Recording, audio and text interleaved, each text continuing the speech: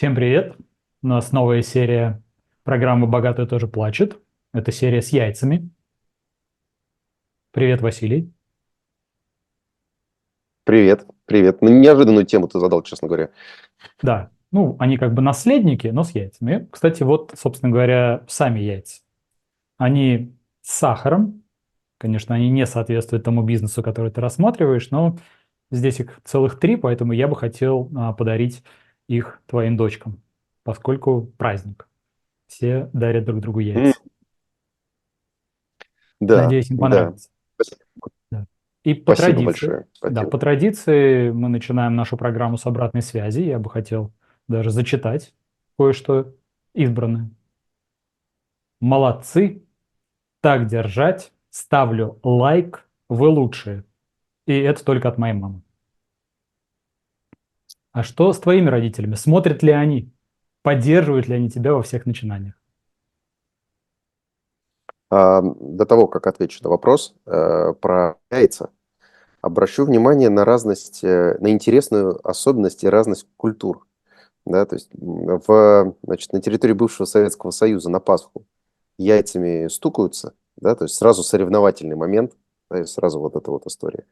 А Мгм. насколько я знаю, вот в странах католических, это я не связываю с вероисповеданием, просто, ну, вот такая культурная история. В странах католических яйца прячут и ищут. Ну, типа вот там пасхальный кролик спрятал яиц. То есть одни подразумевают, что яйца есть, и ими надо обязательно посоревноваться, а вторые подразумевают, что яйца в этот день надо найти. Не у всех они есть. Так что это очень, Я очень думаю, мы это интересная особенность. отдельно обсудим в программе про демографию. Обсудим. Это, значит, будет уже фиксируем, что будет такая программа по Да, демографии. согласен. Принимаем на Анонс. себя публичные обязательства. Анонс. Давай. Вот. Итак, Что касается поддержки. Да. А, Мне грех жаловаться. Ты обозначил сегодняшнюю тему разговора наследники.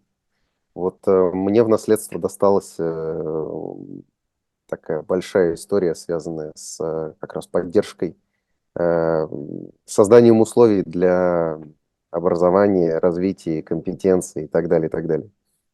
ну смотри, ты, собственно говоря, уже говорил зрителям и мне о том, что ты из Калининграда. То есть в твоей жизни был переезд. Для кого-то переезд – это очень сильный мотиватор к обретению самостоятельности. Но не всегда этот мотиватор является корректным. То есть зачастую люди бывают так, что убегают подальше от родного дома, а вовсе не потому, что им нужно учиться, работать и так далее. То есть смена обстановки сама по себе определяет их дальнейший карьерный рост, да и в принципе иногда и рост. Что тебя побудило покинуть Калининград и поехать в Москву? Эм, Ну, наверное, в большей степени это все-таки история про учебу. То есть я уезжал из Калининграда, поступив в финансовую академию при правительстве Российской Федерации. Собственно, так получилось, что я там класса с 9-10 выбрал экономику как направление, в котором буду развиваться. У меня сложилось с олимпиадами, всякими там городскими, областными и так далее. И уже по результатам олимпиад, в общем, у меня был такой набор. В 11 классе у меня был набор Всероссийской олимпиады по экономике, золотая медаль и 98 баллов по математике. Мы ЕГЭ писали тогда, первый год вообще в истории. Нам довелось ЕГЭ писать, так интересно получилось. И, в общем, с этим набором я мог уехать в Москву. Естественно, в общем, ну, честно говоря, очевидно, что учиться экономике лучше в Москве, а не в Калининграде. Ну, при всем уважении к Калининградскому университету. Ну и, соответственно, да, я уехал в Москву, и это был, ну, супер трансформационный рывок, потому что это абсолютная самостоятельность, житие в общежитии, заработки, по большому счету, самостоятельно. То есть уже с первого курса там я начал параллельно работать, чтобы как-то нормально жить. Вот. И это действительно супер-супер драйвер, да, для того, чтобы двигаться вперед. Вот. И, собственно, если говорить о наследстве и о том, что там дали родители, то м, ну, они дали супер, супер важный старт, да. Э, Я рос в начале 90-х, да, вот мои 5-7 лет пришлись на начало 90-х. Как у всех, да, было сложно, Вот. Ну, мои родители последние деньги отдавали на частную школу, да, грубо говоря, там, все в долги влезали, чтобы я пошел в частную школу в 5 лет там, с двумя подготовительными классами, а потом попал в одну из лучших школ в городе, которая тогда была. И, собственно, ну, они мне дали по максимуму с этой точки зрения. Наследство – это вот тот опыт образования, который я получил. И в этом плане мне, конечно, сильно-сильно повезло. Плюс к тому, как это, детских садов в мое время не было мест в них. И моя очередь подошла тогда, когда младшей сестре надо было идти. Поэтому я проводил время в детстве на работе у родителей. Соответственно, либо у отца в лаборатории в университете математической, там, программирование и так далее, что-то там в Нортон Командере что-то делал там до школы уже. Вот. Либо у матери в художественной галерее ходил, слонялся целыми днями по этой художественной галерее, она экскурсоводом там работала тогда. Общался с тетями, смотрительницами и так далее. Ну и плюс много времени проводил тогда в театре за кулисами. Мои родители там в Любительском этом театре играли. И я много времени провел во время их репетиций, как бы слоняясь по театру, лазя там по всяким декорациям и смотря, как они репетируют. И, конечно, это фантастический опыт. Мне просто очень-очень в этом плане повезло. Потому что, как мы знаем, воспитание, оно не в том, что мы говорим своим детям, а в том, что мы транслируем и куда мы их вовлекаем. Собственно, в этом плане у меня было фантастическое детство, совсем, как это, не лакшери с точки зрения материальных вещей, но супер лакшери с точки зрения вот таких впечатлений. Ну и, соответственно, после вот этой хорошей школы, да, я поехал поступать в Москву и остался в Москве. Да, и, конечно, ну, для направления экономика и как объект исследования, и как объект практического приложения, ну, лучше Москвы не придумаешь. Потому что Москва – это город, который всасывает тебя в вихрь деловой активности, хочешь ты того или нет. Вот, и, конечно, в Москве, ну, я столкнулся с бизнесом в разных его проявлениях. Как водится, начинал с самого-самого низу, вот, и потом попал и в международную компанию, еще когда учился в ВУЗе. И там тоже свой карьерный трек прошел интересный, очень интересный. Ам, И с частным бизнесом уже во время студенчества столкнулся, ну и после выпуска. В общем, вся главная бизнес-активность, она, конечно, была в Москве и благодаря переезду в Москву во многом, во многом. Так что это гигантский супер важный шаг в моей жизни. Ну, то есть бизнес никак не был связан с родителями. Ни с галереей, ни с наукой. Нет, бизнес не был связан с родителями, ни с галереей, ни с театром, ни с наукой, ни с преподаванием в университете и в школе. А, Но он был вдохновлен той поддержкой, которую они оказывали мне, поэтому все, все справедливо. На самом деле, я думал об этом. Может быть, это отчасти компенсация, потому что мои родители, они же не сделали в 90-е выбор в пользу бизнеса, как тогда многие сделали. Они остались верны тем направлениям деятельности, которые денег не приносили, но которые, по их мнению, были правильны. И так очень многие люди поступили в тот момент. Они остались там преподавателями, да, преподавать в университете, учители в школе, вот эти вот профессии. Они не ушли в торговлю там, или там, не знаю, банкинг или еще что-то в этом роде. И у этого выбора была обратная сторона, которую я как ребенок очень хорошо понимал. Да, что этот выбор, он правильный для них, но он имеет свои как бы, минусы для там, не знаю, материального качества жизни. Это было очень понятно, очень наглядно. Может быть, и в том числе поэтому я сделал свой выбор в другую сторону. Я не занимаюсь, ну, прямую не занимаюсь наукой так активно, и не занимаюсь искусством впрямую так активно. А все-таки мое основное направление деятельности связано с бизнесом, с практическим применением экономического знания. Я думаю, что это отчасти продиктовано моим детским опытом, конечно же. А переезд, возвращаясь к переезду, переезд – это супер трансформационная история сразу во взрослую жизнь. И мы с тобой, да, чуть-чуть касались того, что э, ну, есть такой стереотип, да, что и в Москве, и в Питере сразу видно, кто переехал, а кто как бы вкатывается медленно во взрослую жизнь, имея там столичный бэкграунд, да, и это разные, часто разные по мотивации люди. Вот. Но не всегда, но часто. Согласен, согласен. Ну, тогда у меня немножко другой вопрос, поскольку мы периодически затрагивали и будем затрагивать тему бизнеса.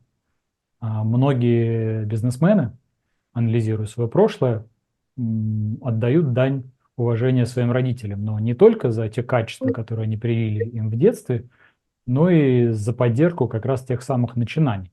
Просто у всех эта поддержка разная. У кого-то, как у меня, это поддержка аплодисментами, а у кого-то есть такое понимание, как прикрытые тылы. И в связи с этим вопрос, как ты считаешь, какая из поддержек лучше? Хм. Да, у меня в моем опыте не было разных альтернатив, поэтому сложно сказать, какая лучше. А, Ну, так скажем, ну, ты сейчас говоришь же не только про бизнес-инициативы, да, то есть вообще про ощущения, там, ну, условно говоря, в учебе там, и так далее. Ну, я Или думаю, что именно здесь, в про общем-то, это деловые доля истории. риска, которую человек готов на себя принимать. То есть либо все на зеро, либо он понимает, что без штанов не останется, и родители, если что, помогут. Ну, образные родители, конечно. Э, Ну, конечно, для эмоциональной устойчивости очень нужно, чтобы внутри была какая-то конструкция, что если все пойдет не так, то мне есть куда прийти. Это не с точки зрения того, что без штанов не останусь, а ну просто есть место где-то на земле, куда я могу прийти, и там кто-то есть, да. Ну, по крайней мере, в 20 лет это очень важно. Не знаю, насколько это будет важно там в 50, но там совсем по-другому будет сконфигурировано. Уже ближе к этим фразам про стакан воды подать, да? Но все равно очень важно знать, что если что-то не так, то есть место, где тебя примут со всем этим не так. Мне кажется, что вот эта поддержка. Не про материальную историю, не про то, что если ты обанкротишься, мы твои проблемы закроем. Вот это как раз, наверное, больше расхолаживает. Вот такая... Где-то в мире есть место абсолютного принятия, куда я могу прийти зализывать раны. Вот что-то такое, скорее, более ценно. Хорошо, Василий. То есть родители в твоем бизнесе никак не участвовали, ты их не привлекал. В связи с этим есть другой вопрос, который я бы хотел начать с маленькой истории. Как-то раз мы были на праздновании по случаю дня рождения, то есть именно самого рождения, у нашего партнера, бизнесмена. Мы спросили его о том, кем должна стать его дочь. На что он сказал, ну, ребята, она сама вырастет и выберет, чем заниматься. Собственно говоря, кто мы такие, чтобы ей указывать. Прошло несколько минут, мы спросили, ну, хорошо, ну, имя-то у нее есть? Говорит, да, конечно, мы назовем ее Таисия. На что мы удивились, а почему именно Таисия? Ну, как, ну, смотрите, директор Таисия, все логично. Вот у меня вопрос. Если твои дочери изберут путь бизнес-вумен и в какой-то момент подойдут к тебе, ты их направишь на путь истинный, либо скажешь, девочки, это ваша жизнь, ваша судьба, пожалуйста, действуйте сами. Ну, во-первых, я, конечно, буду очень рад их инициативе. Не потому, что я хочу, чтобы они были бизнесменами, а потому что, ну, это просто одна из тех штук, которые, на мой взгляд, прикольно попробовать. И если им действительно будет хотеться от души это сделать, и меня это будет сильно греть. Поэтому мне очень будет хотеться их поддержать, с одной стороны. С другой стороны, я постараюсь не лезть с советами, которых не просят. А, к сожалению, судя по всему, не спросят совета там, где очень надо спросить будет. Скорее всего, не спросят. Вот. Буду бить себе по рукам, не давать эти советы. Вот. В части, если говорить про роль условного инвестора, то я постараюсь, ну, по крайней мере, вот сейчас я вот максимально себя настраиваю на то, что я постараюсь быть строго в роли инвестора. Ну, то есть без какой-то родительской снисходительности. Серии приносишь проект, давай поговорим про проект, насколько он перспективен. Хотя, как бы не исключаю ситуации, что я, может быть, ту помощь, которую я могу помочь, которую я могу в перспективе дать, наверное, с легкостью, это нетворкинг. То есть там я жадничать не буду. То есть из серии, если у нее будет идея, и ей надо будет о ней кому-то рассказать, помимо меня, то я постараюсь организовать ей такую возможность. Я думаю, что это уже очень много. Мы с тобой знаем, что это вообще много в ситуациях там, бизнесовых. То есть дать возможности другим людям строгую свою оценку холодной головой, дать не только от меня ее услышать, чтобы была возможность, но и от других людей тоже. Так что пусть обжигаются с самого первого шага, с шага первой обратной связи на свою бизнес-идею. Не только от меня, но и от других взрослых людей. Как-то так. Пусть попробуют фунт лиха. Хорошо, есть Пусть. обратная история. Некоторое время назад мой сын спросил меня о том, папа, а куда бы ты потратил миллиард долларов? Я, конечно, обрадовался такой идее, что скоро мне перепадет миллиард хотя бы гипотетически, и, признаться, я не нашел, что ему ответить. В какой-то момент он задумался, сказал, а как же твой проект? Ты же собирался купить помещение. То есть я уже забыл об этом проекте, о котором подивился, когда снимал. Он помнит. Могут ли дочери стать драйвером вхождения тебя в бизнес? На уровне такого сильного одобрения твоей идеи, что тебе будет трудно от этого отказаться. Ну, из серии ты имеешь в виду, что если в мою идею поверят, то это обязательство, которое я буду нести, да, типа не закрыть. Да, да. Эм, Ну, мы просто искали с тобой сегодня, по крайней мере, те самые тылы и одобрения как бы в родителях, подразумевая семью в этой ипостаси. А что если маленькие дети являются самыми главными драйверами, но не просто потому, что они есть, а потому что они тебя, что называется, пушат в этом направлении. И Сири сказал Серии, давай, 10, давай, классный проект, да. да, А, да. ну, ну, зная себя, я точно буду питаться от этого, пока это будет такой положительный драйвер. Но как только это станет в тягость, ну, из серии как так это больше обязательство, чем желание. Для всех участников, причем так может быть. Серии, они же тоже могут продолжать играть в эту игру, потому что, ну, как бы исторически поддерживают. Ну, я думаю, в какой-то момент мы передоговоримся. Я надеюсь, в какой-то момент мы передоговоримся, если это станет в тягость. А, как бы всегда лучше сесть и поговорить, что нам в нем ценного, чего нам в нем не ценного.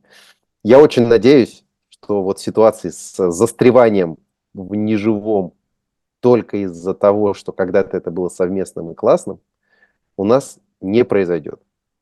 Но зарекаться нельзя. Конечно, вот эти родственные истории, истории с вовлеченностью близких, они сильно, сильно, как это, втягивают, может быть, надолго. Это правда.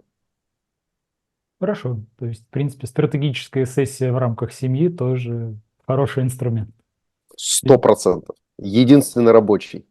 Кроме как сесть и поговорить, ничего не работает.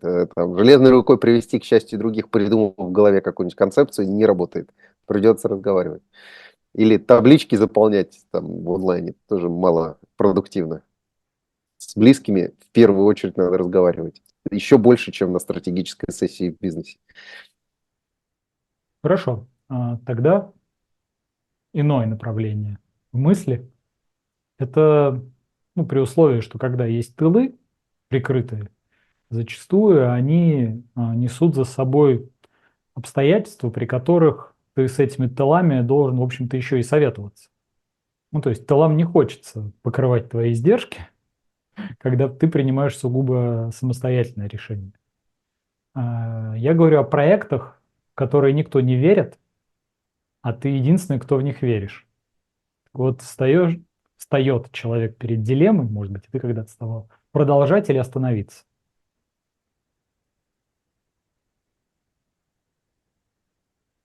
М, Я думаю, что эта дилемма динамичная, или, как правильно сказать, динамическая. Ну и серии, сейчас объясню, что имею в виду. Когда ты начинаешь, то для меня дилемма попробовать или не попробовать, даже если кроме меня никто не верит. Если я верю, то практически однозначно попробовать. Да? А дальше вопрос, как долго, да, ты будешь вкладывать свои силы и время в этот проект.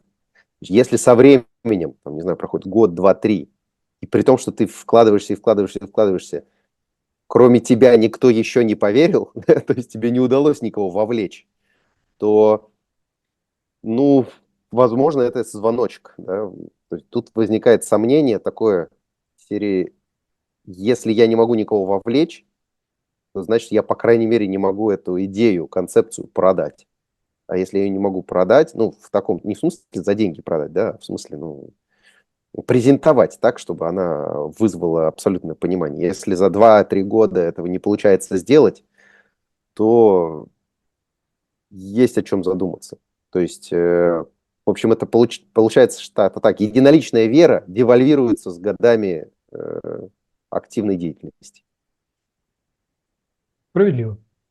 Мы в прошлый раз с тобой затронули тему семьи как бизнеса и немножко поговорили о лидерстве в коллективе, в собственном бизнесе и так далее. И возник вопрос, собственно говоря, по твоим статьям, которые я неправильно прочитал, возможно, наши зрители прочитали правильно, которые беспокоят многих, ну, либо эту тему слишком активно сейчас артикулируют. Я говорю о психологии, которая направлена на бизнесменов. То есть, когда прорабатывают детские травмы, не знаю, комплексы, недостаточную самооценку, либо завышенную самооценку. То есть, насколько это справедливо и почему в это многие не верят. Ну, кроме, конечно, завышенной самооценки. То есть все жили себе, не было никаких психологов, и вдруг они появились. И сразу появились и полезли в бизнес. Сказали, ребята, у вас ничего не клеится, вы там что-то с отцом не проработали. Ну, то есть, возможно, детство-то было шоколадное, все тебя любили и обожали, а потом это вдруг стало проблемой. Э, Я думаю, что, ну, во-первых, я недостаточно, наверное, в материале, чтобы там, ответить на 100% там, комплексно. Затрону только отдельные какие-то, ну, аспекты, которые сейчас мне видны. Да? Э, Я абсолютно убежден, что, например, кризисные ситуации в бизнесе, да, это история, в которой принципиально важно, как ну, собственник или руководитель лично ее способен прожить и преодолеть. И любая кризисная ситуация требует ну, поддержки. И я думаю, что эта потребность не выдуманная, просто раньше она закрывалась другими способами. То есть в любом случае люди находились там близкие, друзья и так далее, которые как умели, могли поддержать в этот момент, и там, или там, условно, возвращаясь к предыдущему вопросу, да, та идея, в которую ты веришь, она крутая, мы в нее тоже верим, там, продолжай, например, да, или там то, что ты сделал, это ценно, присвой себе вот этот результат, который ты уже, посмотри на то, как много уже сделано. То есть сейчас это просто называется другими словами, иногда используются другие конструкции, чуть менее живые, чуть более вот эти вот модные, да, там, более осознанно, там, и так далее, и так далее, и так далее. Но э, проблематика такая точно существует.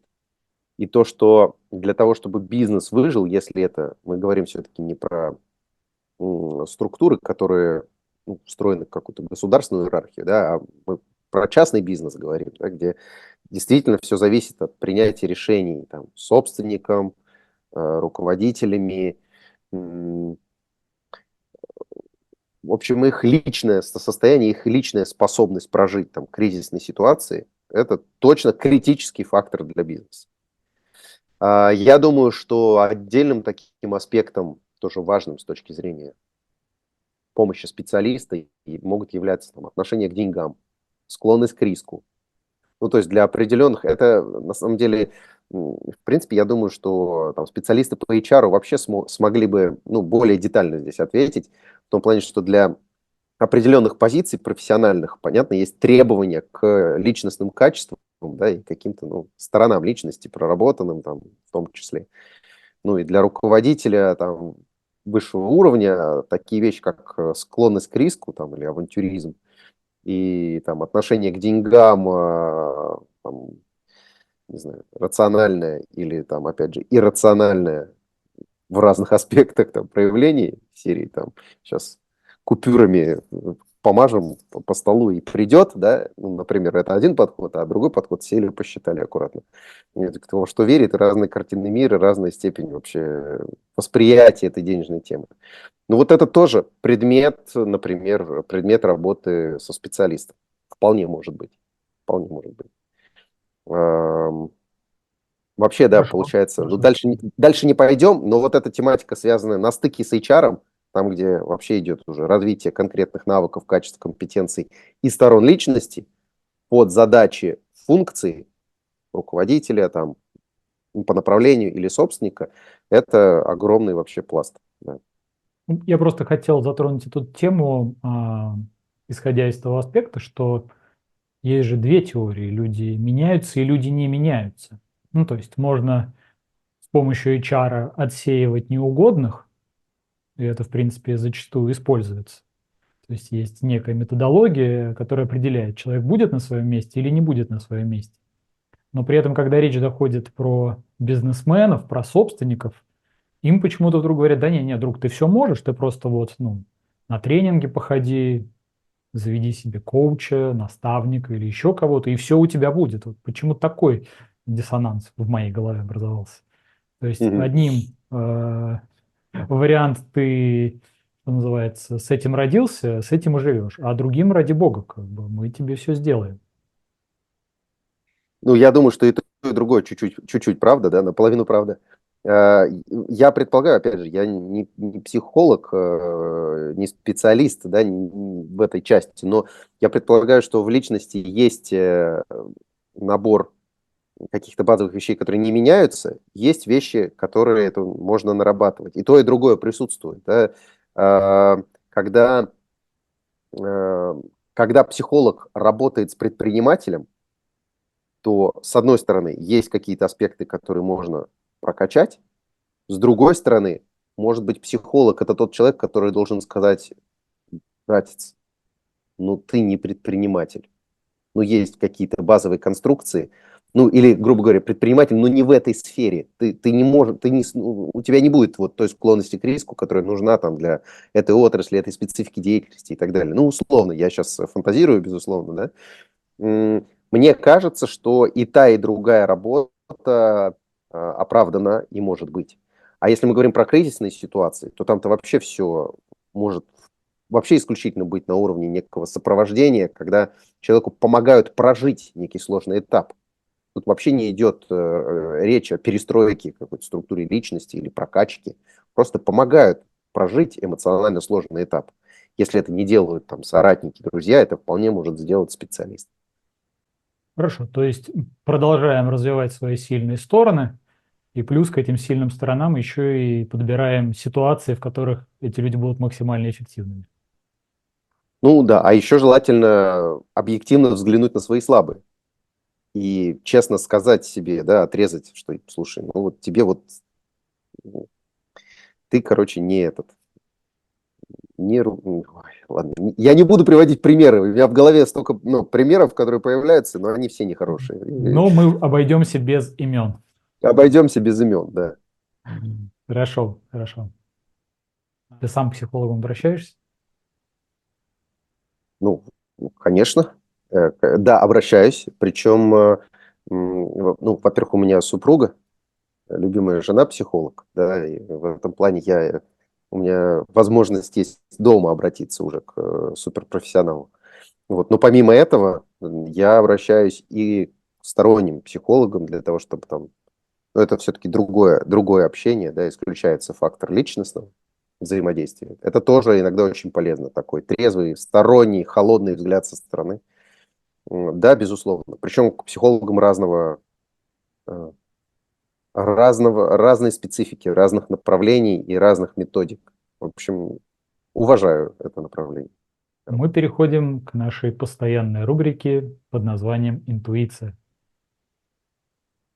С грустью в сердце вынужден признать, что Василий снова победил и выиграл $100 у меня, Но поскольку, было на грани. Один день так, один день так. Вот там было да, вокруг да, 92, то чуть ниже, то чуть выше. В общем, да. Ну, в итоге вчера сурово. зафиксировалось на отметке 91,77. Напомню, что Василий предсказал 91 рубль, а я 93. Так что плюс 200 на счету Василия. В этой связи, внимание, вопрос. Каким будет курс доллара в следующий четверг? Это будет 9 мая, то есть курс еще раньше сформируется, поскольку будет выходной. Да. Барабанная дробь? Сколько? 92,5. 92,5. Идем в рост. Хорошо, я чуть обгоню, скажу 94. Так что проверим. Если у вас есть свои версии, вы их, конечно же, нам тоже сообщайте. Раз уж мы поговорили о том генетическом материале, который был передан тебе родителям, он, собственно говоря, содержит элемент творчества. Мы уже разговаривали про твои комедии, но многие могут не знать, что ты еще и поешь. Поскольку люди отдыхают, праздник, какую бы свою песню ты бы порекомендовал послушать? А мне, возможно, стоит ее выложить, чтобы все узнали об этом. Неожиданный разворот. Ты умеешь удивить. Ну, во-первых, так скажу, что это действительно некая такая творческая отдушина, некое хобби, необходимое для внутреннего баланса. Я не особо его афиширую. Для меня вот то, как я это структурировал, это скорее сообщество людей, которым это интересно. То есть я через это еще ищу близких по духу, так скажем. Если нам об этом вместе интересно, то почему бы этим не поделиться?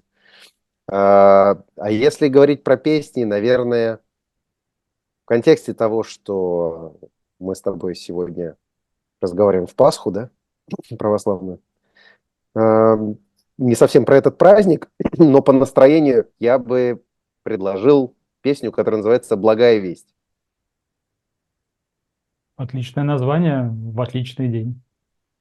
То есть я думаю, что на этой ноте обязательно нужно всем порадоваться за то, что есть возможность отдыхать несколько дней подряд. А также не забывайте подписываться на все наши каналы, их становится все больше и больше. А если вы в музыке Василия найдете себя, то подписывайтесь и на его отдельный телеграм-канал с музыкой, которую он любезно предоставит. И не закроет Спасибо, от лишних глаз. спасибо за такое чудесное промо. Но у нас действительно, у нас получается с тобой прям сеть, и мы в эту сеть затягиваем и приглашаем всех неравнодушных. Согласен, согласен. Поэтому ставьте лайки этому видео, подписывайтесь на канал, звоните в колокольчик. Что еще нужно делать? Подписывайтесь на телеграм-канал, теперь их становится все больше и больше. А я бы Находите. предложил еще друзьям нашим комментировать, входить с нами в коммуникацию прямую. Если вам кажется, что мы на чем-то, может быть, внимание заострили чуть больше, чем необходимо, или переключиться на что-то еще, обсудить что-то еще, осветить что-то еще, пишите об этом. И мне кажется, что мы-то с удовольствием отреагируем. Отлично, отлично. Чтобы обратная связь, пусть и не такая прекрасная, как от моей мамы, шла и от вас тоже. Василий, мне кажется, было сегодня интересно узнать и про твой калининградский опыт, немножко про московский, про то, как ты достиг самостоятельности и во всем преуспел. Я благодарен тебе за сегодняшний эфир. А Спасибо тебе зрителям, большое.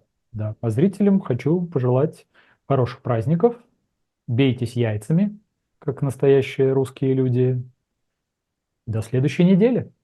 Пока. Студия ТОП-Видео представляет Веронику Кастро и Рахелио Герру в фильме «Богатые тоже плачут». Автор сценария Инесс Родена. При участии Аугусто Бенедико. В фильме также снимались Алисия Родригес, Россио Банкельс, Мигель Палмер, Колумбия Домингес, в роли Рамоны Йоланда Мерида и другие.